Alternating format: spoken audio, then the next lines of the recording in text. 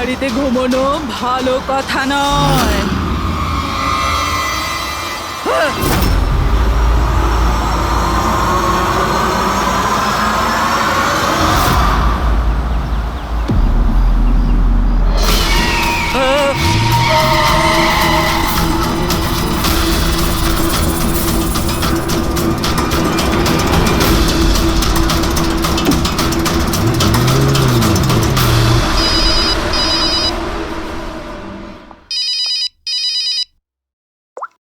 হ্যাঁ বিনীত, লীলা help me, লীলা লীলা help me. কি হয়েছে বিনীত? তুমি এত টেনশনে কেন? লীলা এরা আমাকে মেরে ফেলবে। লীলা, কে মেরে ফেলবে বিনীত? তুমি কার কথা বলছো? লীলা আই থিংক আমি জীবনে আর কখনো তোমার সাথে দেখা করতে পারবো না। লীলা, বিনীত বাজে বকা বন্ধ করো। কোথায় তুমি? তোমার এক্সাক্ট লোকেশন বলো। আমি বাস স্ট্যান্ড রোডে আছি, পুরনো পোস্ট অফিসের কাছে। বিনীত একটা কাজ করো, তুমি ওখানেই থাকো, আমি ট্যাক্সি নিয়ে এক্ষুনি তোমাকে ওখানে নিতে যাচ্ছি। হ্যালো লীলা। হ্যালো বিনীত, তুমি ঠিক আছো? আরে এই ফোনটাও না। হ্যালো লীলা। এই ফোনটাও এক্ষুনি কাটার ছিল।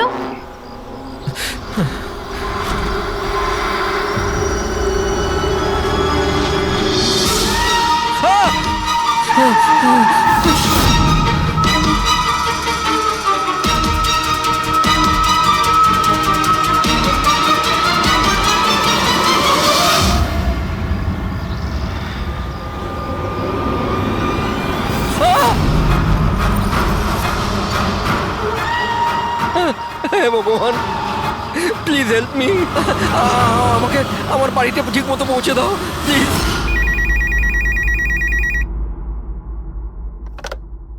Hello, CID bureau. Hello ma'am, ma'am please আমাকে হেল্প করুন। ম্যাম আমার স্বামী এই মুহূর্তে খুব বড় বিপদের মধ্যে আছে। কি স্যার, কি হয়েছেটা কি ওনার? ম্যাম ওর প্রাণ সংশয় হয়েছে, কেউ ওকে মারতে চায়। ম্যাম প্লিজ ওনাকে বাঁচিয়ে নিন ম্যাম প্লিজ। উনি কি এখন আপনার সঙ্গেই আছেন? না ম্যাম, ম্যাম এই মুহূর্তে উনি ওনার গাড়িতে আছেন, ওই সাব স্ট্যান্ড রোডের পাশে পুরনো যে পোস্ট অফিস আছে ওখানে। আচ্ছা শুনুন ম্যাম, দেখুন আমাদের দুজন অফিসার ওই এরিয়াতেই আছে। আপনি আপনার গাড়ির ডিটেলসটা বলুন। হোয়াইট ব্যাস্টার আছে আর গাড়ির নাম্বার হলো 2536। ম্যাম ওনাকে আপনি বাঁচিয়ে তো নেবেন ম্যাম। আপনি চিন্তা করবেন না, আপনার হাজবেন্ডের কিচ্ছু হবে না। ওকে, প্রবীর, অভিজিৎকে ফোন করো আর ওকে গাড়ির ডিটেলসটা দিয়ে দাও। ওকে বলো যে ব্যাপারটা আর্জেন্ট।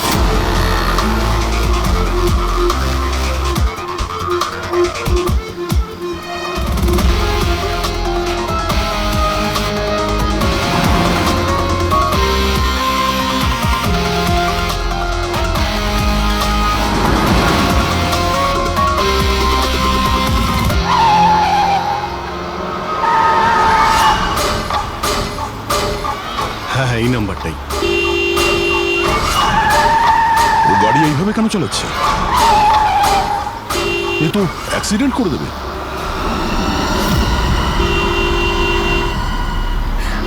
আমাকে ক্ষমা করে দাও, আমাকে ক্ষমা করে দাও, আমি মরতে চাই না, আমাকে ক্ষমা করে দাও। কার সঙ্গে কথা বলছে? গাড়িতে তো কেউই নেই। আরে বিনীত, কার সঙ্গে কথা বলছো? গাড়িতে তো কেউ নেই। অন্ধ হয়ে গেছো তোমরা, তোমরা দেখতে পাচ্ছ না এতগুলো লোক আমাকে ডাকছে? করছে কি? আমাকে ক্ষমা করে দাও, আমি মরতে চাই পাগল না। হয়ে গেছে মনে হচ্ছে। বিনীত, বিনীত, বিনীত, তোমার অ্যাক্সিডেন্ট হয়ে যাবে, গাড়িটা থামাও বলছি।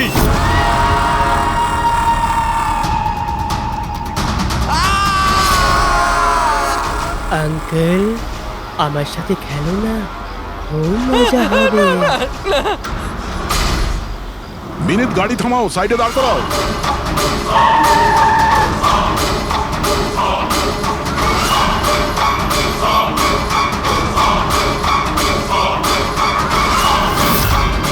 দাঁড়িয়ে যাও। বিনীত, বিনীত, বিনীত।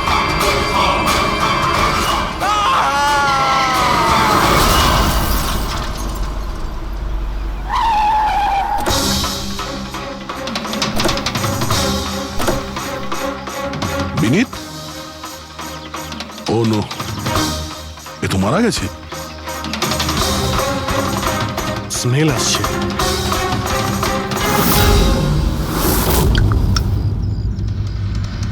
মদ। ড্রিঙ্ক করে গাড়ি চালাচ্ছিল, কিন্তু ও গাড়িতে কথা বলছিল কার সাথে? মদের নেশায় ভুলভাল বকছিল। মদ খেলে তো এটাই হয়, অ্যাক্সিডেন্ট। আপনি তো আমাকে কথা দিয়েছিলেন না যে বিনীতের কিছু হবে না। তো এটা কি হয়ে গেল? দেখুন ম্যাডাম, যদি ওনার অন্য কোনো দের হাত থেকে প্রাণ সংশয় থাকতো আমরা ওনাকে নিশ্চয়ই বাঁচাতাম, কিন্তু উনি তো নিজেই মদ খেয়ে গাড়ি চালাচ্ছিলেন। আপনি তো জানেন এটা কতটা ডেঞ্জারাস। না, ওনার প্রাণ ওনার নিজের জন্য যায়নি, বরং তাদের জন্য গেছে যারাও এতদিন ধরে ওকে বিরক্ত করছিল। কারা? সকাল সন্ধে ঘুমিয়ে জেগে সব সময় ওকে বিরক্ত করত। উনি এতটাই চিন্তিত হয়ে গিয়েছিলেন যে উনি নিজের বিজনেসেও পুরোপুরি নজর দিতে পারছিলেন না। কোন লোকের কথা বলছেন আপনি? একটু পরিষ্কার করে বলুন। ম্যাম, বিনীতের মৃত্যু আমাদের সামনে হয়েছে, আর ওই সময় ও ছাড়া গাড়িতে কেউ ছিল না। তাহলে ওর মৃত্যুর দোষ আপনি অন্য কারোর ঘাড়ে চাপাচ্ছেন কেন? কারণ ওনার খুন হয়েছে। মার্ডার, এটা মার্ডার। মার্ডার হয়েছে?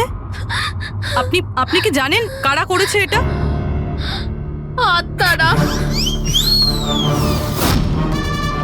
হতে পারে আপনারা ওই আত্মাটাকে দেখতে পাননি, কিন্তু বিনীত ওদের পরিষ্কারভাবে দেখতে পেত। সিআইডিরা আত্মাটাত্মায় বিশ্বাস করে না। আপনিও মানতেন স্যার, যদি আপনি 2 সপ্তাহ আগের ঘটনাটা দেখে থাকতেন। লীলা ওঠো, ওঠো লীলা, লীলা ওঠো। বিনীত, বিনীত,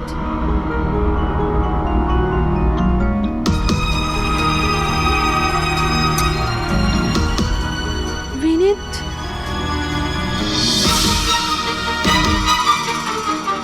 বিনীত, কি হয়েছে বিনীত? ওই দেখো, আলমারির ওপরে। কি আছে ওখানে বিনীত? লীলা, আলমারির উপরে কেউ আমাকে দেখছে, আমাকে শুতে দিচ্ছে না। বিনীত, ওখানে কিচ্ছু নেই, কিচ্ছু নেই। তুমি না নিশ্চয়ই কোনো খারাপ স্বপ্ন দেখেছো। চলো শোবে চলো। আমি কোনো স্বপ্ন দেখিনি। ওই দেখো এখনো দেখছে আমাকে। তুমি কেন দেখতে পাচ্ছ না? বিনীত, ওখানে কিচ্ছু নেই। তোমার শরীর ঠিক নেই বিনীত, চল তুমি এসে শুয়ে পড়ো। চলো, কিচ্ছু নেই বিনীত। তুমি না খারাপ স্বপ্ন দেখেছো, তার জন্য এরকম হচ্ছে। সরি, আমাকে ক্ষমা করে দাও প্লিজ। 1 মিনিট। আর এই বিনীত কি কারণে ক্ষমা চাইছিল? এটা তো আমিও জানি না স্যার। বিনীত কাজ কি করতো? স্যার, ওনার কোম্পানি হসপিটালে মেডিকেল ইকুইপমেন্ট সাপ্লাই করতো। আপনি শিওর যে ওই বিনীতকে খুন আত্মাই করেছে? স্যার, আমার আগে তো এটা মনে হয়নি, কারণ না তো আমি কোনোদিন কোনো আত্মা দেখেছি, আর না কোনোদিন কোনো আওয়াজ শুনেছি। কিন্তু পরে আমার বিনীতের কথাই বিশ্বাস হতে লাগলো যে ও সত্যি কথা বলছে।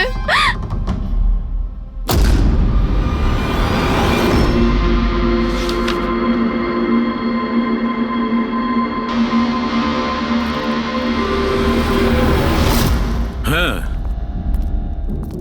বস, এর মৃত্যুর একটাই কারণ চোখে পড়ছে, এর মাথার ওপর লাগা আঘাতটা, যেটা অ্যাক্সিডেন্টের কারণে লেগেছে। ঠিক তো ডক্টর সালুকে? আর কোনো কারণ নেই তো? হ্যাঁ, দয়া, ভিসারের স্যাম্পলকে চেক করা এখনো বাকি আছে, কিন্তু প্রাইমা ফেসি তো এটাই বলছে মৃত্যুর কারণ অ্যাক্সিডেন্ট।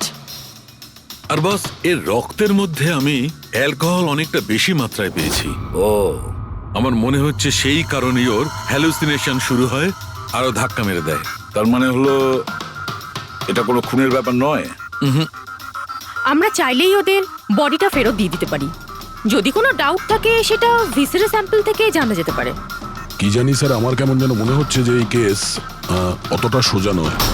কারণ আমরা যখন লীলাকে জিজ্ঞাসা করলাম যে এই বিনীত কার কাছে ক্ষমা চাইছিল, তখন কথাটা এড়িয়ে গেল। আমরাও কি শেষকৃত্যে যাব নাকি? ওখানে আত্মীয়রাও থাকবে, বন্ধুরাও থাকবে, অনেকেই থাকবে। যদি কিছু জানতে পারা যায়। যাও, নিশ্চয়ই যাবে ফিউরালে।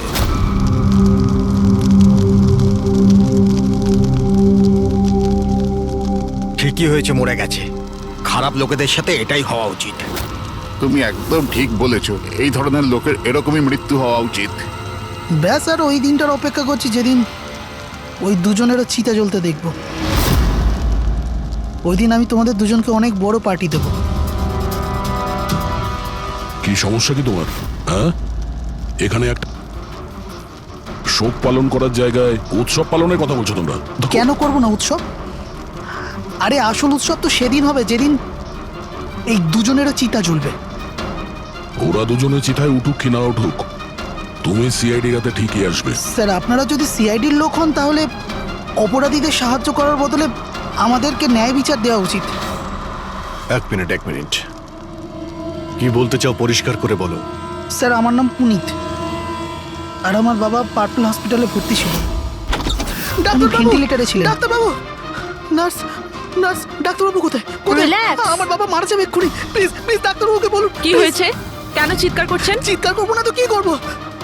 আমার বাবা ওখানে মারা যাচ্ছে আর আপনাদের স্টাফ এখানে বসে মাছি মারছে। আপনি আগে শান্ত হন প্লিজ। আপনি পেশেন্টের কাছে যান, আমি দেখছি। তাড়াতাড়ি করুন প্লিজ। হ্যাঁ, ম্যাম, একটা ঘটনা ঘটে গেছে। কি সমস্ত হয়েছে? ভেন্টিলেটর এক এক করে বন্ধ হচ্ছে। কি? হ্যাঁ ম্যাডাম, আমাদের দুজন ডাক্তার ম্যানুয়ালি অক্সিজেন দেওয়ার চেষ্টা করছে। ম্যাডাম, সবার সাথে এরকম হওয়াটা ঠিক নয়। যদি ভেন্টিলেটর ঠিক না হয় তাহলে পেশেন্টরা মরে যাবে। আরে আস্তে বলো। আরে আরে এটা হসপিটালের রেপুটেশনের ব্যাপার। এটা যদি পেশেন্টের বাড়ির লোকেরা জানতে পারে না তাহলে একটা ঝামেলা হয়ে যাবে। ডক্টর, আপনারা প্লিজ 2 মিনিট সময় দিন, আমরা সলিউশন বার করছি। ম্যাম, এক এক করে সব ভেন্টিলেটর বন্ধ হয়ে যাচ্ছে। তুমি যাও বাকি ওয়ার্ডসগুলো চেক করো, যাও। Okay ma'am. আরে ওই আমাদের সাপ্লায়ার বিনীতকে ফোন করো না, ওই সব কিছু ব্যবস্থা করে দেবে। প্লিজ টেনশন নেওয়ার কোনো ব্যাপার নেই। ডক্টর মেহেক, হচ্ছে কি এসব? স্যার ভেন্টিলেটর সব বন্ধ হয়ে গেছে স্যার। আপনারা প্লিজ শান্ত হন, আমি কথা বলছি। স্যার, এক এক করে সমস্ত ভেন্টিলেটর বন্ধ হয়ে যাচ্ছে স্যার। কি, এটা কিভাবে হতে পারে? তো কোনো হসপিটালে ফোন করো না, ওখান থেকে আনাও। আরে রাজা, ফোন লাগাও। আর মেহেক, একটা কাজ করো, এখানে যে টেকনিশিয়ান আছে ওকে ডাকো। রাজা, কি হলো তোমার? তুমি কি শুনতে পাচ্ছ না স্যার কি বললেন? আপনারা কি ডিসকাস করে টাইম ওয়েস্ট করছেন? আমার বাবা মারা যাবে ওখানে। আপনি প্লিজ একটু শান্ত হন, আমরা এক্ষুনি যাচ্ছি please. Ma'am, ma'am, sir, ma'am, very bad news. দুটো পেশেন্টের জীবন চলে গেছে। 5টা পেশেন্ট খুব ক্রিটিক্যাল অবস্থায় আছে। স্যার, আজ আমাদের পরিবারের লোক আমাদের সাথে নেই। এর জন্য দায়ী শুধুমাত্র এই 3 জন লোক, বিনীত, মেহেক আর রাজা। আচ্ছা, এই বিনীত তো ইকুইপমেন্ট সাপ্লাই করতো, তাই না? হ্যাঁ স্যার।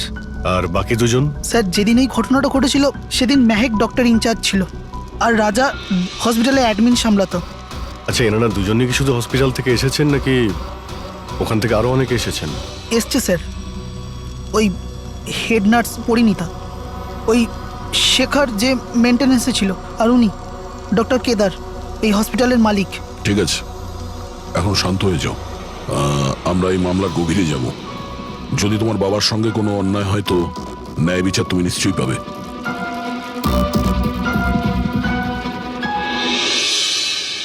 এখন বুঝতে পারছি বিনীত ক্ষমা চাইছিল কেন। আমাকে ক্ষমা করে দাও, আমি মরতে চাই না। আমাকে ক্ষমা করে দাও। আর এটাও বুঝতে পারছি যে বিনীতের মৃত্যুতে সবাই এত খুশি কেন। তার মানে বিনীতের মৃত্যুর কারণ যে কেউ হতে পারে। আর বিনীতের পরে খুনির পরের শিকার এই এদের দুজনের মধ্যে কেউ হতে পারে।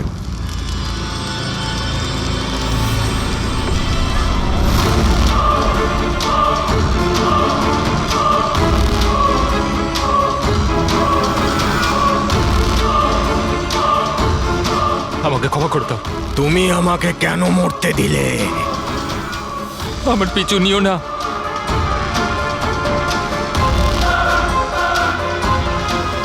এরা এরা কথা কার সঙ্গে বলছে? আমার পিছু নিও না। আর সেই কাল্পনিক লোকগুলোর সঙ্গে যার সঙ্গে বিনীত কথা বলছিল। চাইলে তুমি আমাকে বাঁচাতে পারতে, কেন মরতে দিলে আমাকে? এবার তুমিও মরার জন্য তৈরি হয়ে যাও। আর এই মহিলারও একই কেস মনে হচ্ছে। ছাড়, ছাড় আমায়, ছাড় আমায়, আগুনের দিকে টানিস না। আমার কোনো দোষ নেই এতে। ছাড়, ছাড়, ছাড়, ছাড় আমায়, ছাড় আমায়, ছাড়, ছাড়, টানিস না আমায় আগুনের দিকে, ছাড়। আরে কি করছো নাকি? কি করছো? এদিকে এসো। আরে তুমি কি করছিলে? হ্যাঁ, আমি একটু ডিস্টার্ব আছি, এতে আপনারা কি করবেন? আমার ডিস্টারবেন্সের সাথে আমায় নিজেকেই লড়তে হবে। তুমি এদিকে এসো, একটু দূরে দাঁড়াও, ওই দিকটায় যাও।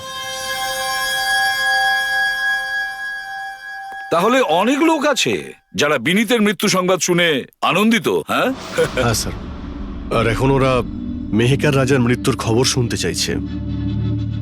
রাজা আর মাহাকের ব্যবহারটাও খুব একটা নর্মাল লাগছিল না স্যার, অনেকটা ভয়ে ভয়ে ছিল স্যার, বিনীতের মতো।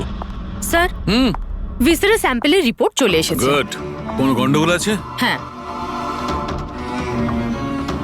একজন সাধারণ মানুষের রক্ত যতটা লাল হয়, বিনীতের রক্ত তার থেকে অনেক বেশি লাল ছিল। ও, এখন বুঝতে পারছি যে বিনীত কেন আত্মা দেখতে পেল। কেন স্যার?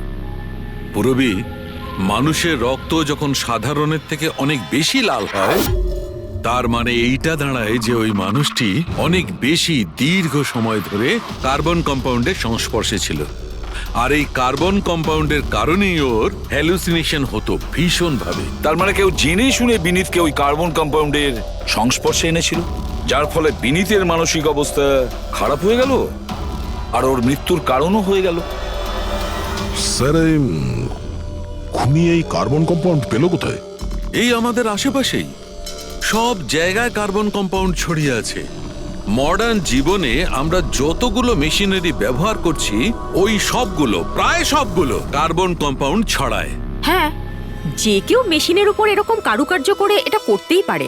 তার মানে বিনীত গাড়িতে বসার আগে এরকম কোনো কেমিক্যালের সংস্পর্শে এসেছিল, যার জন্য ওর এইসব হ্যালুসিনেশন এইসব হচ্ছিল স্যার। ঠিক কথা বস। গাড়িটার এক্সস্ট সিস্টেমটা চেক করতে হবে। গন্ডগোলটা ওখানেই হয়েছে।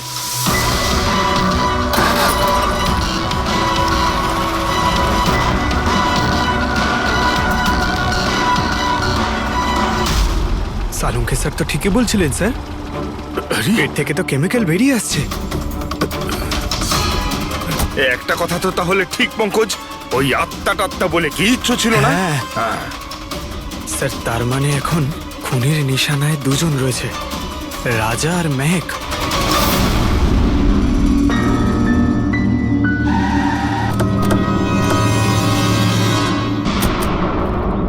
শ্মশানে রাজার ব্যবহারটা খুব একটা ঠিক ছিল না, এখনো ওর মানসিক অবস্থা ঠিক নয়।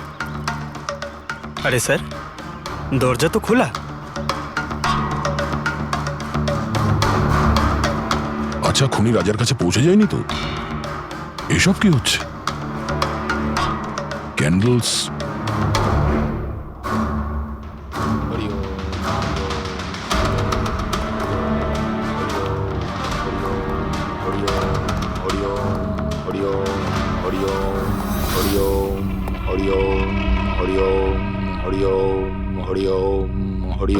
রাজা,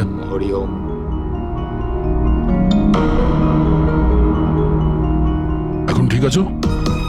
কারা আপনারা? সিআইডি। বিনীতের শেষকৃত্যে দেখা হয়েছিল আমাদের। তুমি আগুনে ঝাঁপাতে যাচ্ছিলে, আমরা তোমাকে আটকেছিলাম, মনে আছে? ঝাঁপ দিতে যাচ্ছিলে, আমরা তোমাকে। এবার আপনাদের আমাকে আটকানোর বা বাঁচানোর কোনো দরকার নেই। যতক্ষণ বিনীতের খুনি ধরা না পড়বে, তোমারও প্রাণের সংশয় আছে। আচ্ছা, একদম ঠিকঠাক বলো, ওই 12 জন রোগীর মৃত্যু কি তোমার গাফিলতিতে হয়েছিল? খবরদার বলছি, আমার ওপর এরকম নোংরা আর মিথ্যা অপবাদ দেবেন না। আমি নির্দোষ, আমার জন্য কেউ মরেনি। শান্ত হও, শান্ত হও। রাজাকে অনেক কষ্টে শান্ত করেছি, ওকে ডাকাবেন না। আপনি কে? আমার নাম শ্লোক। আমি রাজাকে এই খারাপ সময় থেকে বার করে আনবার চেষ্টা করছি। ও, তার মানে আপনি সাইকিয়াট্রিস্ট? সাইকিয়াট্রিস্ট নয়, সাইকি, মিডিয়াম। এই জগৎ আর অন্য জগতের সঙ্গে একটা সেতু ভেবে নাও। অন্য জগৎ? অন্য আবার কোন জগৎ? ওই আত্মাদের জগৎ। যদিও আমরাও একটা মাধ্যম, অপরাধ দুনিয়া থেকে নিয়ে জেলের ভেতর গারদের পেছনে পৌঁছানোর পুল। আপনারা আমাকে জেলে পাঠাবার চেষ্টা করছেন কেন? আমি তো রাজাকে আত্মাদের থেকে বাঁচাবার চেষ্টা করছি। রাজাকে আত্মার থেকে নয়, কেমিক্যাল পয়জন থেকে বাঁচানোর দরকার। আর বন্ধ করো তোমার এই ঢং, বুঝেছো? স্যার, ও কোন দিকে ইঙ্গিত করছে? ওই বুড়ো লোকটার দিকে, যে এসির নিচে দাঁড়িয়ে রয়েছে। ও কার কথা বলছে? আমি তো কাউকে দেখতে পাচ্ছি না। আমিও দেখতে পাচ্ছি না। মানুন বা না মানুন, এই ঘরের মধ্যে কোনো শক্তিশালী আত্মা আছে যে রাজার ক্ষতি করতে চাইছে। এক্ষুনি জেনে যাবেন।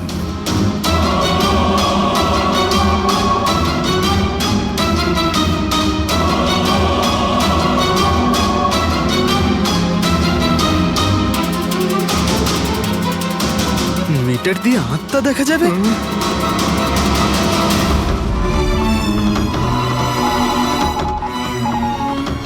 দেখলেন, ওই আত্মাটা এসির পাশেই আছে। আমার ইএমএফ মেশিন মিথ্যে বলবে না।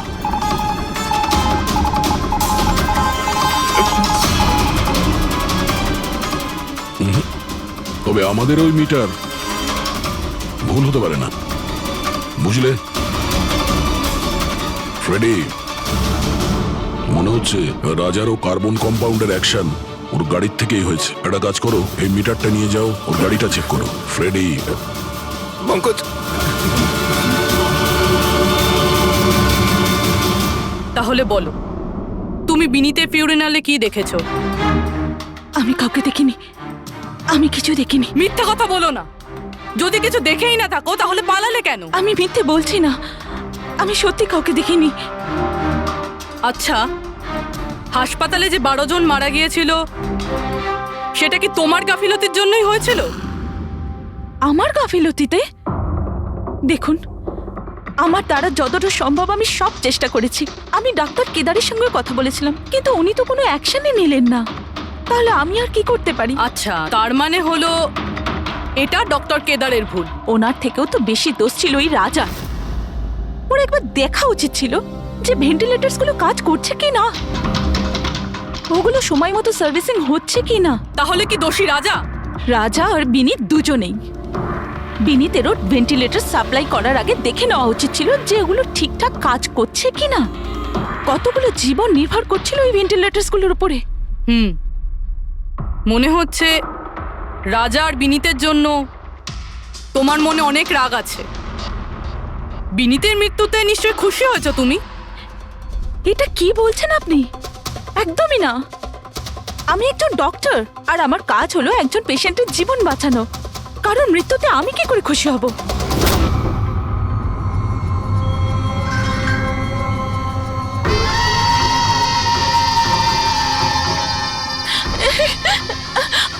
আবার এসে গেছে, আবার এসে গেছে। কিন্তু কিন্তু এখানে তো কেউই নেই। পিছনে। আরে এখানে কেউই নেই। দেখো, তুমি ভয় পেও না। যত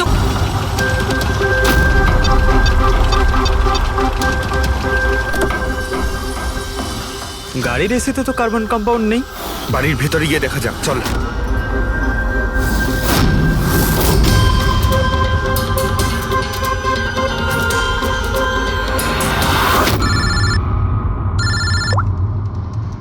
হ্যাঁ পূরবী, মেহেকের বাড়িতে কোনো কেমিক্যাল পাওয়া যায়নি? ঠিক আছে, যতক্ষণ ওই খুনি ধরা না পড়ে ততক্ষণ তুমি ওর সঙ্গেই থাকো, ঠিক আছে? স্যার, হ্যাঁ, কার্বন কম্পাউন্ড এখানে কোথাও নেই। কোথাও কোনো কেমিক্যাল পাওয়া যাবে না। বিজ্ঞানের জগৎ আর কেমিক্যালের জগতের বাইরেও আর একটা জগৎ আছে। মানুন অথবা না মানুন। চুপ, মুখ বন্ধ। যতক্ষণ বলতে না বলবো মুখ খুলবে না। রাজাবাবু, আপনার ভয়ের কোনো কারণ নেই। আমরা আছি এখানে। যতক্ষণ না ওই খুনি ধরা পড়বে, সিআইডি আপনার সঙ্গেই আছে। আমার সিআইডির দরকার নেই। ইনি রয়েছেন না আমার সুরক্ষা করার জন্য। আরে এটা কিভাবে সম্ভব? না রাজার বাড়িতে কেমিক্যাল পাওয়া গেছে আর না মেহেকের বাড়িতে পাওয়া গেছে। এটা কি করে সম্ভব? স্যার, আমরা রাজার বাড়িটাকে ভালো করে চেক করেছি, এক একটা কোণা দেখেছি, ওই গাড়িটাও চেক করেছি, কোথাও কিছু পাওয়া যায়নি। হ্যাঁ, কিন্তু দয়া, যদি কোনো কেমিক্যাল ব্যবহারই না হয়ে থাকে তাহলে রাজা আর মেহেকের হ্যালুজিনেশন হলো কি করে? কোনো তো একটা কারণ থাকবে। আর স্যার, যেভাবে বিনীতের কারের এসিতে কেমিক্যালের ব্যবহার করা হয়েছে, এটা কোনো আনপ্রফেশনাল কেউ করেছে বলে আমার মনে হয় না। একটা কাজ করা যাক, যারা মারা গেছে তাদের বাড়িতে দেখো, হয়তো কেউ থাকতে পারে যে কেমিক্যালের বিষয়ে খুব ভালো করে জানে, বা কেউ কেমিক্যালের এক্সপার্ট। আর হ্যাঁ, হসপিটালের ওই স্টাফকে ডাকো। চিফ নার্স যে আছে না, হেড নার্স পরিণীতা, আর হেড টেকনিশিয়ান শেখর, আর মালিক কেদার, তিনজনকেই ডাকো। স্যার। দেখা যাক।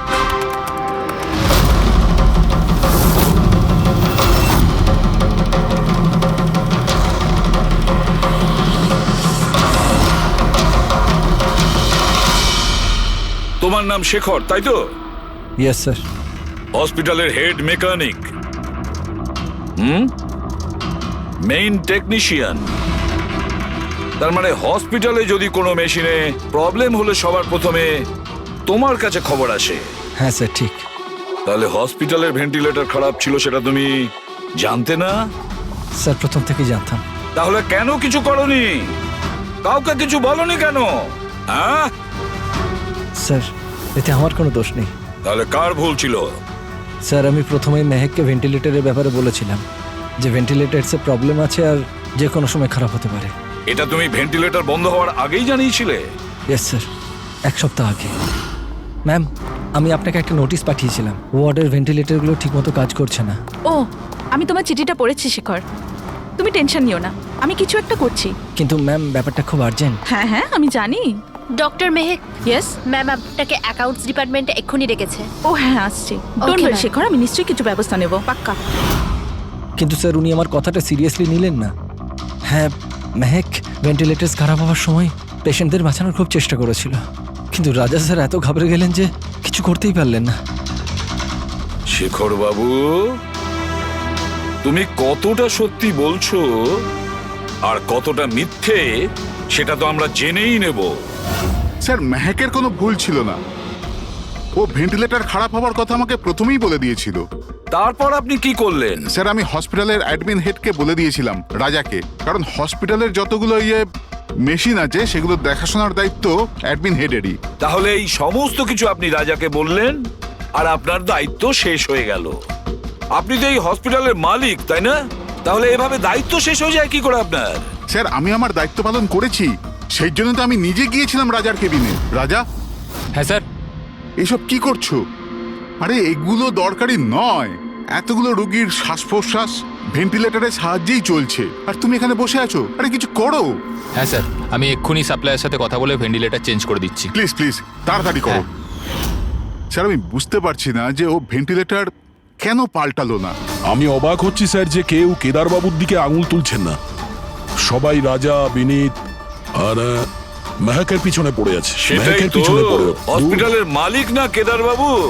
তাহলে এই সমস্ত কিছুর দায়ভারও কেদার বাবু আপনার। কিন্তু স্যার, এবার আমি নিজে গিয়ে তো ঠিক করতে পারি না ভেন্টিলেটর। স্যার, আমার কাজ হলো কনসার্ন ডিপার্টমেন্টকে ইনফর্ম করা, আর আমি সেটা করে দিয়েছিলাম। বরং আমি বিনীতের সঙ্গে নিজে কথা বলেছিলাম। আমি ওকে বলে দিয়েছিলাম যে যদি এগুলো রিপেয়ার করা যায় তো রিপেয়ার করুক, না হলে চেঞ্জ করে দিক। কিন্তু ও কোনো অ্যাকশনই নিল না। এ কোনো অ্যাকশন নেয়নি, সে কোনো অ্যাকশন নেয়নি। আপনি কি অ্যাকশন নিয়েছিলেন? আর দোষ দিচ্ছেন বিনীতকে, যে কিনা মারা গেছে, বা রাজার, যে উত্তর দেওয়ার পরিস্থিতিতে নেই।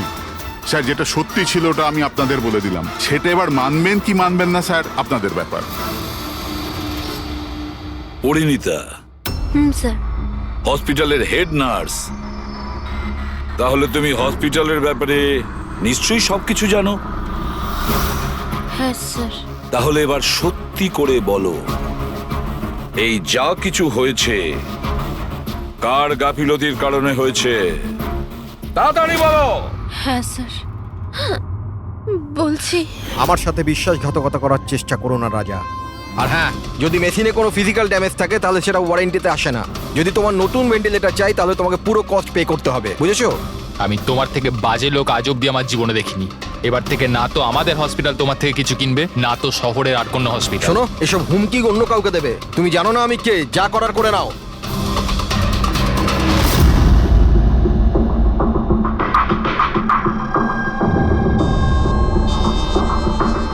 এই যা কিছুই হয়েছে এই রাজা আর বিনীতের ঝগড়ার কারণেই হয়েছে।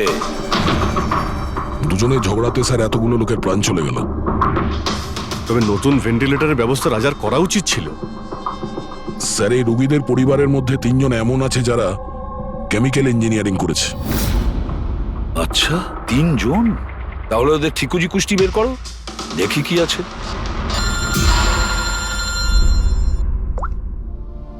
Hello ACP Pradyuman.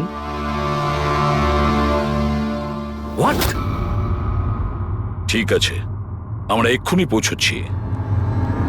কি হয়েছে স্যার? রাজা মারা গেছে।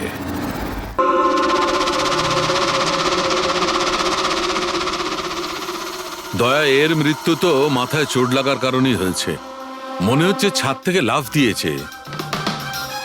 হতে পারে হ্যালুসিনেশন এত জোরে হয়ে গেছে যে ঘাবড়ে গিয়ে রাজা উপর থেকে ঝাঁপ মেরে দিয়েছে।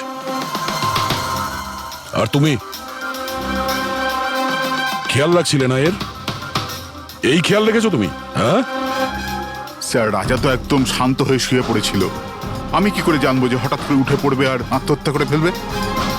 যখন এটা হয়েছিল তুমি কোথায় ছিলে? হ্যাঁ স্যার, আমি অন্য ঘরে শুয়েছিলাম। তখনই আমি রাজার জোরে জোরে চিৎকার শুনলাম। আমি এই আত্মাদের সহ্য করতে পারছি না, আমার নিস্তার চাই, মুক্তি চাই। আর যতক্ষণ আমি ওর কাছে পৌঁছবো ততক্ষণ ও ছাদ থেকে পড়ে গেছে। বাহ, কি অদ্ভুত ব্যাপার! রাজাকে একলা রেখে তুমি নাকে তেল দিয়ে ঘুমোচ্ছিলে? হ্যাঁ, আমি তো মনস্থির করেই ছিলাম ঘুমোবো না। কে জানে কিভাবে ঘুমিয়ে পড়লাম। নিশ্চয়ই আমাকে ওই আত্মাগুলোই ঘুম পাড়িয়ে দিয়েছিল। আপনি আপনি এটা দেখুন স্যার, মিটারের রিডিং কত বেড়ে গেছে। আমারও কিন্তু একটু ক্লান্তি ভাব লাগছে স্যার। আর দ্বিতীয়বার যদি আমাকে এই মিটার দেখিয়ে দিস না তাহলে মনে রাখিস। দয়া, 1 মিনিট। ভাই, একটু মিটারটা দেখি। এই নিন। এই মিটারটা আমি রাখছি। হ্যাঁ, আমি ফেরত দিয়ে দেবো পরে। ঠিক আছে স্যার, কিন্তু দিয়ে দেবেন। হ্যাঁ, দিয়ে দেবো দিয়ে দেবো। বরং এখন তুমি বাড়ি গিয়ে একটু আরাম করো। ক্লান্ত হয়ে গেছো, একটু দুর্বলও লাগছে। হ্যাঁ হ্যাঁ স্যার। ঠিক মতো ঘুমও হয়নি। যাও যাও, আরাম করো। এটা কি ডক্টর সালুকে? ওকে যেতে দিলেন আর এই মিটারটা রেখে দিলেন?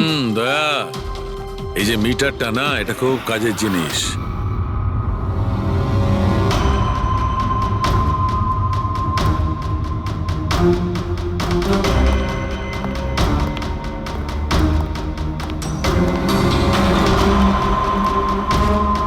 এই ঘরটা চেক করছি। হ্যাঁ ডক্টর, নেই। ওপরে যাওয়া যাক।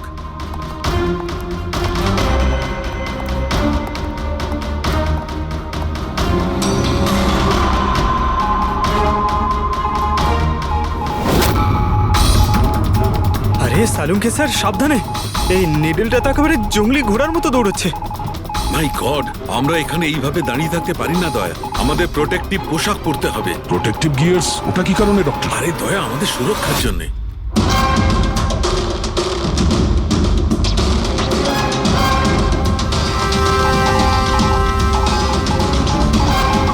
এই দেখো, সবচেয়ে বেশি মিটার রিডিং এখানেই পাওয়া যাচ্ছে, এই এসিটার নিচে।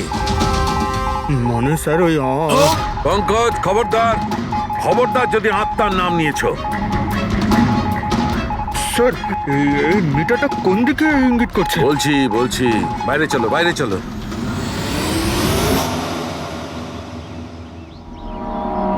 দেখেছো দয়া, এটা হচ্ছে ইএমএফ, ইলেকট্রোম্যাগনেটিক ফিল্ড ডিটেক্ট করে এটা। Electromagnetic fields? এগুলো তো আজকাল সব ইলেকট্রিক অ্যাপ্লায়েন্সের মধ্যে হয় ডক্টর। টিভি, ফ্রিজ, একদম ঠিক দয়া। কিন্তু ওই অ্যাপ্লায়েন্স গুলোর ইএমএফ হিডেন থাকে, লুকোনো থাকে, যাতে মানুষের উপর খারাপ প্রভাব না পড়ে। কি খারাপ প্রভাব? এইটার কারণে লোকেদের নশিয়া হতে পারে, ঘুম না হতে পারে, মন খারাপ হতে পারে। আর যদি অনেকক্ষণের সংস্পর্শে থাকে তাহলে হ্যালুসিনেশন হওয়াটা কোনো বড় কথা নয়। ও, তার মানে রাজার এই হ্যালুসিনেশন কোনো কেমিক্যালের জন্য হয়নি, নিজের ঘরের ইলেকট্রনিক জিনিসপত্রের জন্যই হয়েছে, কারণ ওগুলোর ইএমএফ ঢাকা ছিল না। একদম। তার মানে কেউ জেনে বুঝে এগুলোকে গন্ডগোল করে দিয়েছে। হতে পারে দয়া। এমনিতেই রাজা মনে মনে খুব কষ্ট পাচ্ছিল, খুব দুঃখ পেয়েছিল রোগীদেরকে বাঁচাতে পারেনি বলে। সেই জন্য হ্যালুসিনেশন ওর কাছে আফসোসের রূপে ধরা দিয়েছিল। হতে পারে এই অনুতাপের জন্য বিনীতেরও মৃত্যু হয়েছে। একদম ঠিক। আর ওই অশোক, ওরও দুর্বলতা সেই জন্যই মনে হচ্ছিল, যেহেতু ও এই ইএমএফ এর সংস্পর্শে অনেকক্ষণ ছিল। এখানে ওই কার্বন কম্পাউন্ড পাওয়া যায়নি। এটা কি করে দয়া? কারণ এখানে তো ইএমএফ এর ব্যবহার হচ্ছিল, আর সবচেয়ে বেশি রিডিং উঠছিল বেডরুমে এসির কাছে। তার মানে বেডরুমের এসিতে কোনো কারুকাজ করা হয়েছে। তাহলে তুই মেহকের বাড়িতে ওই ইএমএফ হনো। আমার তাড়াতাড়ি পুরবীকে ইনফর্ম করতে হবে।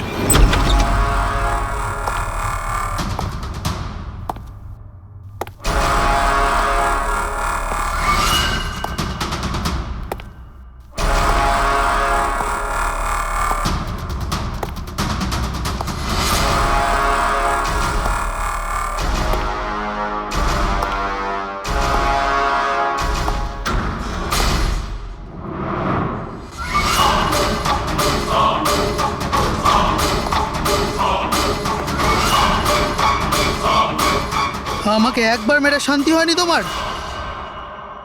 আমাকে আবার মারতে এসেছো?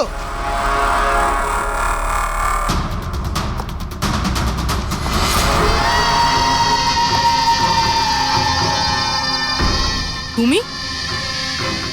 আমি তোমাকে সেলফ ডিফেন্সে মেরেছিলাম। আর তাছাড়া তুমি একজন অপরাধী। অপরাধীদের কি পরিবার থাকে না? তোমার জন্য আমার মেয়ে অনাথ হয়ে গেছে। আর এই রক্ত দেখছো, সব তোমার জন্য। আমি আর তোমাকে ছাড়বো না। দেখো, আমার কাছে আসবে না। আমি কিন্তু মেরে দেবো। আমি তোমাকে ছাড়বো না। আমার কাছে আসবে না। আমি কিন্তু বলছি মেরে দেবো। আমি বলছি আমার কাছে আসবে না। আমি মেরে। রবি, কি করছো তুমি? ছাড়ো এটা। স্যার, ওই যে ওই লোকটা। কি? স্যার, এখানে। স্যার, ওনাকে ধরুন। উনি আমাকে মারতে চান। এক মিনিট, আগে এখান থেকে বাইরে চলুন। তাড়াতাড়ি চলো, প্লিজ তাড়াতাড়ি, প্লিজ তাড়াতাড়ি, ফার্স্ট। এই হলো সেই তিনজন যাদের সম্পর্ক কেমিক্যাল ইঞ্জিনিয়ারিং এর সঙ্গে আছে, সুহাস, দীপক আর কিশোর। খুনি এদের মধ্যে যে কেউ হতে পারে। না অভিজিৎ, কারের এসিতে কেমিক্যাল ফিক্স করাটা অন্য ব্যাপার, আর ইলেকট্রোম্যাগনেটিক ফিল্ডকে এত চাতুর্যের সঙ্গে ব্যবহার করাটা অন্য কথা। আমার মনে হচ্ছে ও এমন একজন লোক যার সায়েন্সে, মেডিকেল সায়েন্সের উপর খুব ভালো দখল আছে, হয়তো কোনো ডক্টর অথবা সায়েন্টিস্ট। যেই করুক, সে ইলেকট্রোম্যাগনেটিক ফিল্ড ভালো মতন ব্যবহার করেছে, যাতে মেহেক আর রাজা ওরা দুজনেই যাতে ইএমএফ এর সংস্পর্শে থাকে। হতে পারে হসপিটালে ওরা দুজন নিজেদের কাজ করছিল, তখনও এই ইএমএফ ওখানে উপস্থিত ছিল। তাহলে স্যার, হতে পারে হসপিটালের কোনো মেশিনের সাথেও গন্ডগোল করা হয়েছে। নিশ্চয়ই দয়া, নিশ্চয়ই। আর এটা ওই করেছে, হসপিটালের ভেতরেরই কেউ। তাহলে এই হলো সেই জায়গা যেখানে মেহেক আর রাজা বসতো। হ্যাঁ স্যার। আর কে কে যাওয়া আসা করতো এখানে? স্যার, শুধু স্টাফেদেরই ভেতরে যাওয়ার পারমিশন ছিল, তাও যদি কোনো কাজ থাকতো তাহলে। মানে বাইরের কেউ এখানে ঢুকতেই পারতো না। না স্যার, এমনকি রুগীদেরও এখানে ভেতরে আসার অনুমতি ছিল না। তার মানে তো এটা বোঝা গেল যে স্টাফেদের মধ্যেই কেউ, মানে আপনাদের মধ্যেই কেউ একজন খুনি। এ আপনি কিভাবে বলতে পারেন? এটা আমরা বলছি না, এটা এই ইএমএফ মেশিনটাই আমাদের সবকিছু বলে দিয়েছে। আর এই ইএমএফ মেশিনের হিসাবে এই এসির সাথে কোনো গন্ডগোল করা হয়েছে। তার মানে রাজা আর মেহেককে মারার চেষ্টা করা হয়েছিল, কিন্তু বেচারা রাজা মারা গেছে। এসির সাথে গন্ডগোল? কি বলছেন আপনি? আমি তো কিছু বুঝতেই পারছি না। এই কথাটা এই রুমে থাকা শুধুমাত্র সেই বুঝতে পারবে যে নিজেই খুনি। আর ও আজ এখানে প্রোটেক্টিভ গিয়ার পরে এসছে, যাতে ইলেকট্রোম্যাগনেটিক ফ্রিকোয়েন্সিতে তার কোনো ক্ষতি না হয়, তাই তো? কি সে?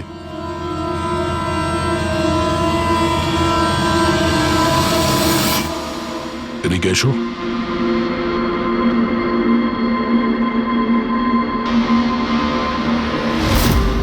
ফ্যাশন সেন্স তো তোমার খুব ভালো, শেখর।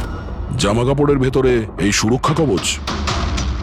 দেখো, তোমার সমস্ত প্ল্যান আমরা জেনে ফেলেছি, তোমার ব্যাপারে সমস্ত খোঁজ খবর নিয়েছি।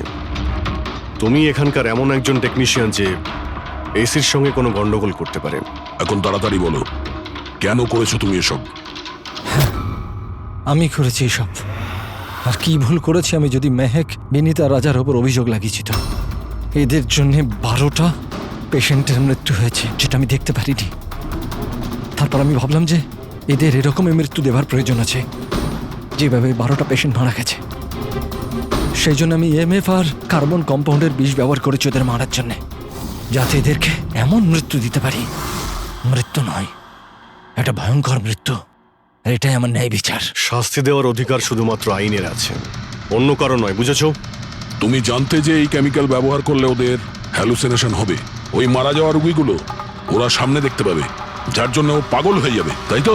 কিন্তু আমি আমার লক্ষ্য পূরণ করতে পেরেছি। যেরকম মৃত্যু আমি চেয়েছিলাম দিতে, সেরকমই মৃত্যু বিনীতার রাজাকে আমি দিয়েছি। কিন্তু দুঃখের ব্যাপার, মেহেককে আপনারা শেষ মুহূর্তে বাঁচিয়ে নিলেন। সফল তো তুমি তখন হতে যদি তুমি কোনো অপরাধ না করে ওদেরকে শাস্তি দিতে। তোমার আর ওদের মধ্যে কি পার্থক্য রইল? এখন তুমিও একজন খুনি, তবে তুমি কি শাস্তি পাবে সেটা এখন আদালত ঠিক করবে।